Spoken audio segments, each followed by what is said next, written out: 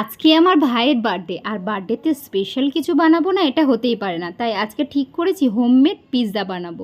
প্রথমে এখানে আটা এবং ময়দা মিক্স করে 1 কাপের মতো নিয়েছি এবং সাথে কিছুটা স্বাদ মতো লবণ, বেকিং সোডা, অল্প পরিমাণে চিনি দিয়ে পিৎজার ডোটা একটু নরম করে মেখে নিয়েছি এইভাবে। এরপর পিৎজা টপিংয়ের জন্য নিয়েছি ক্যাপসিকাম, টমেটো, পেঁয়াজ এবং সাথে পিৎজা মশলা যেটা প্যাকেট পাওয়া যায় এবং চিলি ফ্লেক্স বাড়িতে বানানো আর স্বাদ মতো লবণ। আমার বাড়িতে ওভেন নেই, তাই আমি এই পিৎজা টপিংগুলো হালকাভাবে টস করে নেব।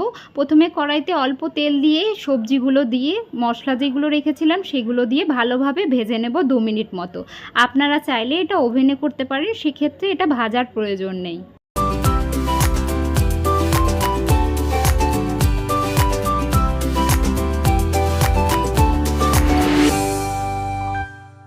পিৎজার ডো বানিয়ে এতক্ষণ যেটা রেস্টে রেখেছিলাম, ছোট ছোট লেচি কেটে এভাবে পিৎজার আকারে স্প্রেড করে নিচ্ছি এবং একটা কাঁটা চামচ দিয়ে এভাবে ফুটো করে নিচ্ছি যাতে পিৎজার বেসটা খুব ভালোভাবে তৈরি হয়ে যায়।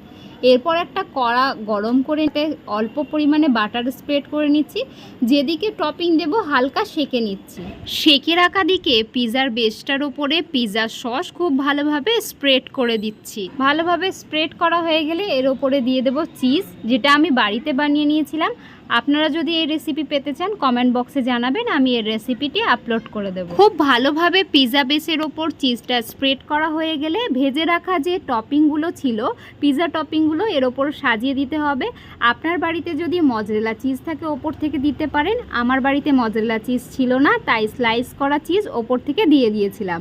এরপর এটা ঢাকা দিয়ে 10 থেকে 15 মিনিটের জন্য কুক করে নিতে হবে এবং অবশ্যই মাথায় রাখতে হবে যাতে গ্যাসের ফ্লেম মিডিয়াম থাকে, হাই ফ্লেমে এটি পুড়ে যাওয়ার সম্ভাবনা থাকে। একবার বানিয়ে বাড়িতে খেয়ে দেখুন এমন হোমমেড পিৎজা যার স্বাদ কখনো ভোলার মতো নয়। আরও এই ধরনের ঘরোয়া রেসিপি পেতে চ্যানেলটি অবশ্যই সাবস্ক্রাইব করুন যাতে চ্যানেলটি খুঁজে পেতে পরবর্তীকালে সমস্যা না হয়। Thank you.